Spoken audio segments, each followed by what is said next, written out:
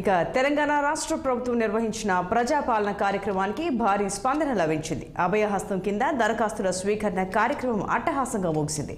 December 28 నుంచి 8 రోజుల పాటు ఈ కార్యక్రమం కొనసాగింది.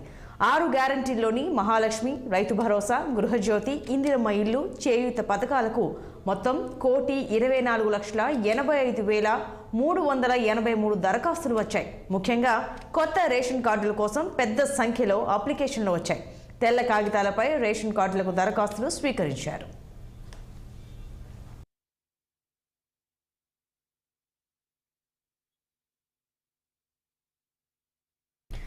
రిసీవ్ చేసుకున్న దరఖాస్తులపై సంక్రాంతి పండుగ తర్వాత ఫీల్డ్ వెరిఫికేషన్ ప్రక్రియను అధికారులు ప్రారంభించనున్నారు. అలాగే స్వీకరించిన దరఖాస్తుల డేటా ఎంట్రీ ఈ నెల 17 నాటికి పూర్తి కానుంది.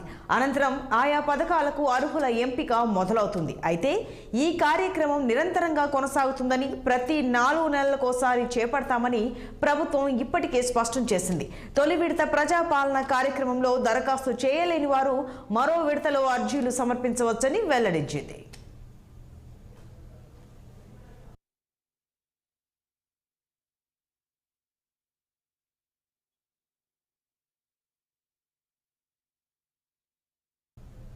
అధికారంలోకి వచ్చిన 100 రోజుల్లోనే 6 గ్యారంటీలను అమలు చేస్తామని చెప్పిన కాంగ్రెస్ పార్టీ కొలువుదీరిన 2వ రోజే హామీల అమలుకు శ్రీకారం చుట్టింది. ఆర్టీసీ బస్సుల్లో మహిళలకు ఉచిత ప్రయాణం కల్పించడంతో పాటు ఆరోగ్యశ్రీ పథకం బీమా మొత్తాన్ని 10 లక్షల రూపాయలకు పెంచింది. మిగిలిన హామీలకు డిసెంబర్ 28 నుంచి జనవరి 6 వరకు దరఖాస్తులను స్వీకరించారు. ఇక ఇదే అంశం